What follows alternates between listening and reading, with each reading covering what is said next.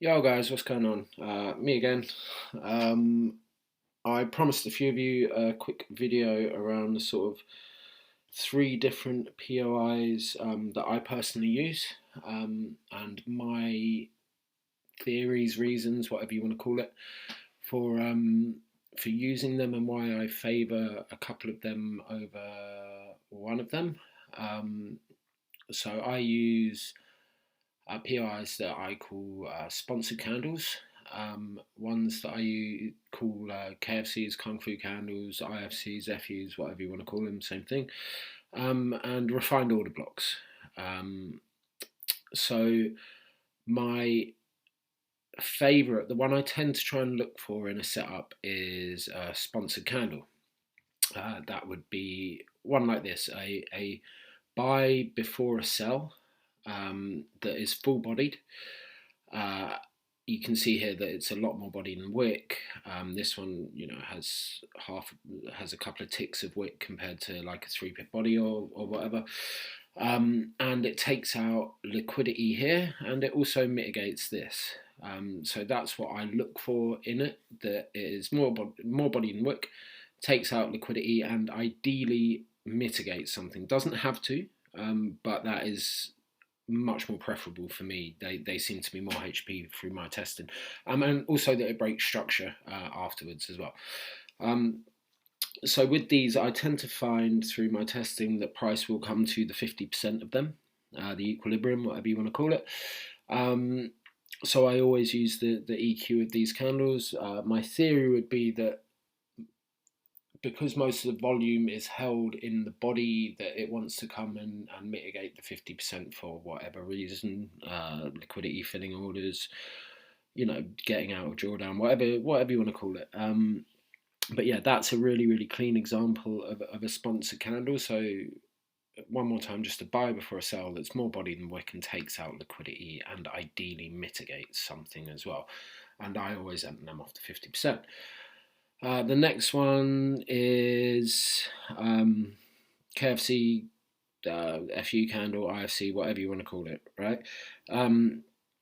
So very similar to a sponsored candle, although this one can, or not even can, tends to be more wicky.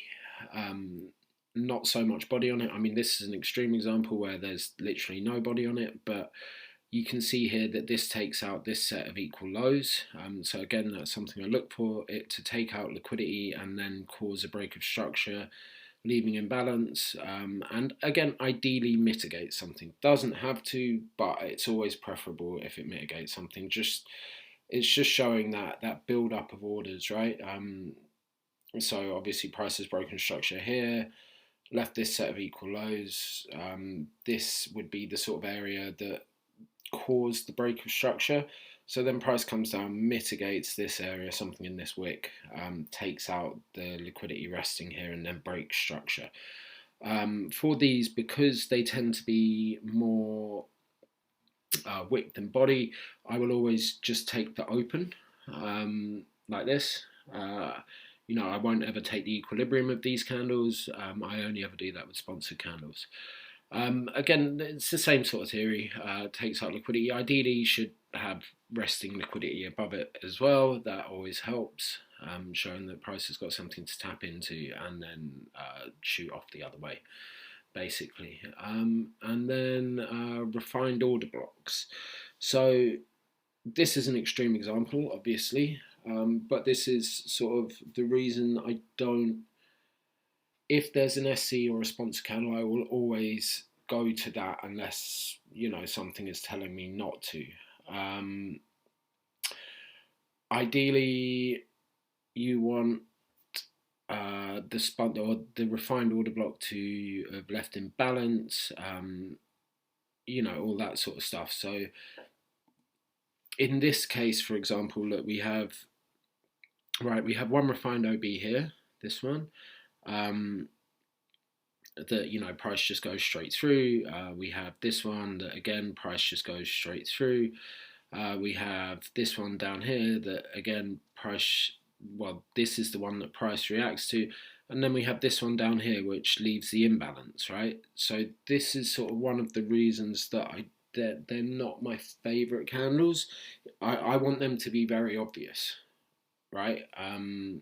So in this case I wouldn't know necessarily which one to pick, and I probably would have gone for this one, in all honesty, because that is the one that leaves in balance. It's got those resting equals above it, all of that sort of stuff, and would have missed the trade, which is why I tend to favour ones that take liquidity, and ones that then break structure and ideally have resting liquidity above them, because it just seems the logic behind it would be that if they've taken liquidity from there, that is where they would need to come to mitigate out of the drawdown that they're in the position, because they would have needed to manipulate the market.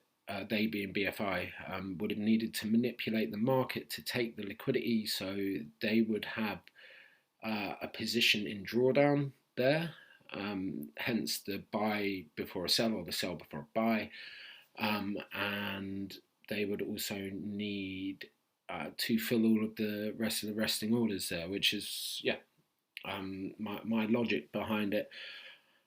I hope that helps out some of you guys. They're sort of three really clean examples, or two really clean examples, and one sort of extreme example of the refined order block thing, and why I don't love it as much as the other ones.